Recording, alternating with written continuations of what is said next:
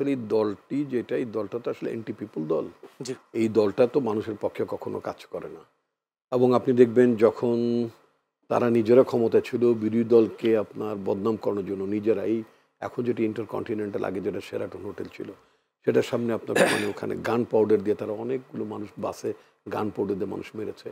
তারা বলতে চেয়েছিল যে বিরোধী দলের আন্দোলনটা যৌক্তিক না, তারা জ্বালাও পোড়াও করে।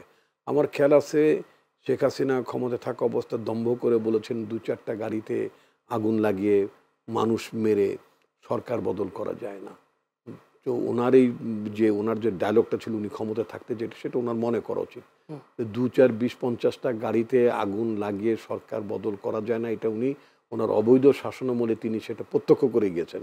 সুতরাং সেই প্র্যাকটিসটা যিনি ক্ষমতায় থাকা অবস্থায় তিনি যা করেছেন বিরোধী দলকে ডিফেম করার জন্য, বিরোধী দলের আন্দোলনকে সন্ত্রাসী আন্দোলন করা, জ্বালাও পোড়ার আন্দোলন নামে অভিহিত করার নামে তিনি যে কাজগুলো করেছেন, সেই কাজগুলো যে কোনো সফল কাজ না, সেটা ওনার বোঝার কথা। এক, বাংলাদেশের মানুষ, দিল্লিতে বসে থাকা কোনো মানুষ যিনি জনতার তাড়া খেয়ে যিনি পালিয়েছেন, আপনার খেয়াল নাই যে শেখের বেটি পালায় না, শেখ মুজিবের মেয়ে পালায় না, তারপর এখন নিজেই বলছেন যে মানে জীবন মরণের প্রশ্ন চলে আসছিল।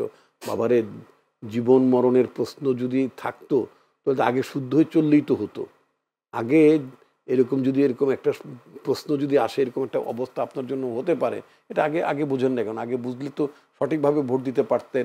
সঠিকভাবে ভোট হলে গণতন্ত্র ঠিকমতো চললে কখনো আপনি বিরোধী দলে থাকতেন, কখনো ক্ষমতায় যেতেন, মানুষকে ভোট দেওয়ার অধিকার দিতে পারতেন। কিন্তু যেই জায়গাটা একচ্ছত্র ক্ষমতা ভোগ করার জন্য জনগণকে গোলাম গোলাম মানে গোলাম সমতুল্য মনে করার মধ্য দিয়ে এবং বাংলাদেশের স্বার্থকে আপনার বিদেশিদের কাছে তুলে দিয়ে নিজের ক্ষমতাকে পাকাপোক্ত করে থাকার জন্য যেই অবস্থা তিনি তৈরি করেছিলেন, সেই অবস্থাটা তিনি যার কখনই ফেরত পাবেন না।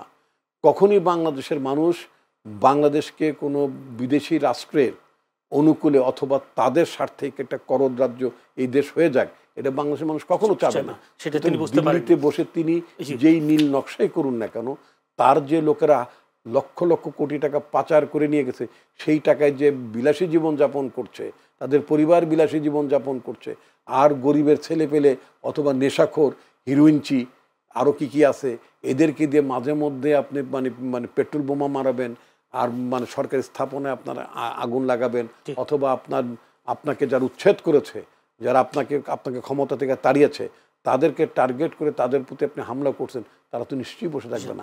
তারা আপনার এই অপশক্তিকে নিঃসন্দেহে তারা প্রতিরোধ করবে।